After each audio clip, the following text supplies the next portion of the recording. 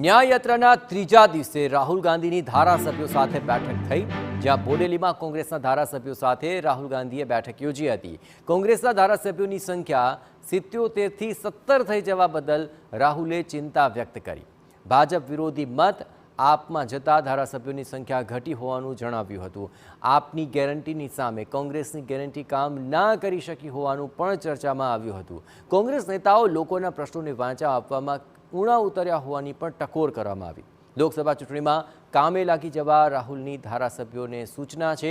કપરી પરિસ્થિતિ છે, પણ પક્ષ સાથે જોડાઈ રહી પ્રજાદ્રોહ ન કરવા બદલ ધારાસભ્યોને તેમણે અભિનંદન પણ આપ્યા।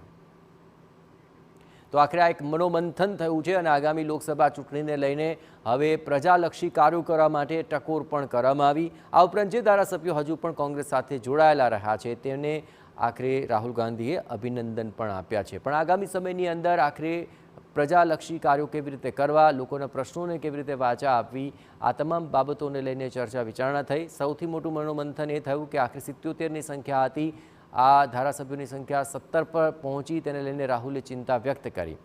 ભાજપ વિરોધી જે મત છે તે આપમાં જતા રહ્યા અને તેને કારણે આખરે ધારાસભ્યોની સંખ્યા ઘટી છે તેવો પણ એક મત સામે આવ્યો છે। આ ઉપરાંત આપ જે કંઈ પણ ગેરંટી આપી રહ્યું હતું તેની સામે આખરે કોંગ્રેસની ગેરંટી ધરાશયી થઈ ગઈ। કોંગ્રેસના નેતાઓ લોકોના પ્રશ્નોને વાંચા આપવામાં ક્યાં ક્યાં આખરે ઊણા ઉતર્યા છે તે બાબતને લઈને પણ ચર્ચા કરવામાં આવી। પણ છતાં પણ આગામી લોકસભા ચૂંટણી છે અને હવે કોંગ્રેસના તમામ કાર્યકર્તાઓ અને નેતાઓ કામમાં જોતરાઈ જાય તે માટે પણ ટકોર કરવામાં આવી છે। વધુ વિગતે વાત કરવા જોડાઈ રહ્યા છે TV9 સંવાદદાતા નરેન્દ્ર। આખરે આ યાત્રા તો ચાલી, પણ સાથે આપ જે ચર્ચા ચાલી છે તેની અંદર આખરે કયા કયા મુદ્દાઓ ચર્ચા અને તેની ફલશ્રુતિ રૂપે આખરે શું નિષ્કર્ષ સામે આવી રહ્યો છે? નરેન્દ્ર જી, રાહુલ ગાંધી આજે યાત્રાના ત્રીજા દિવસે કોંગ્રેસના જે ધારાસભ્યો છે એમની સાથે એક મહત્વપૂર્ણ બેઠક કરી છે। આ બેઠકમાં કોંગ્રેસ 77 બેઠકો પરથી 17 બેઠક સુધી કેવી રીતના પહોંચી ગઈ તે સંદર્ભની અંદર ચર્ચા કરવામાં આવી।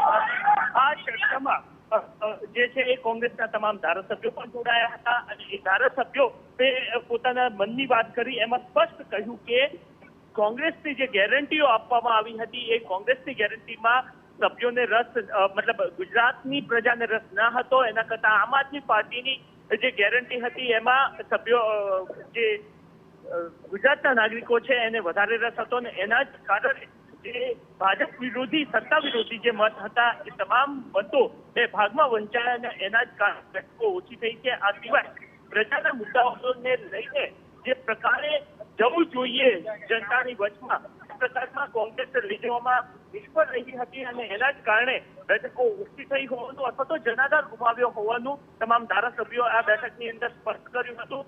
તો આ વિષમ સ્થિતિમાં પણ પક્ષ સાથે સંકળાયેલા રહેલા, કારણ કે લગભગ 4 જેટલા ધારાસભ્યો છે કોંગ્રેસના એ પક્ષ છોડીને જતા રહ્યા છે અને એ સ્થિતિમાં અન્ય જે તમામ સભ્યો છે કે જેઓ પક્ષ સાથે આ સ્થિતિમાં પણ જોડાયા રહ્યા છે એ તમામ ધારાસભ્યોને જે છે એ રાહુલ ગાંધીએ અભિનંદન પણ પાઠવ્યા હતા અને એ પણ કહ્યું હતું કે તમે લોકસભા ચૂંટણીની તૈયારીઓમાં લાગી જાઓ। જો બિલકુલ નરેન્દ્ર, તમામ ગતિવિધિઓ પર આપ નજર રાખતા રહેજો। તો આખરે હવે આગામી લોકસભા ચૂંટણી છે અને તેને લઈને કાર્યકર્તાઓ, નેતાઓને પણ ચૂંટણીલક્ષી કામમાં જોતરાઈ જવા માટે રાહુલે સ્પષ્ટપણે ટકોર કરી અને જે લોકો જોડાયેલા રહ્યા છે હજુ પણ કોંગ્રેસમાં અને પ્રજાદ્રોહ નથી કર્યો તેમને અભિનંદન પણ આપ્યા।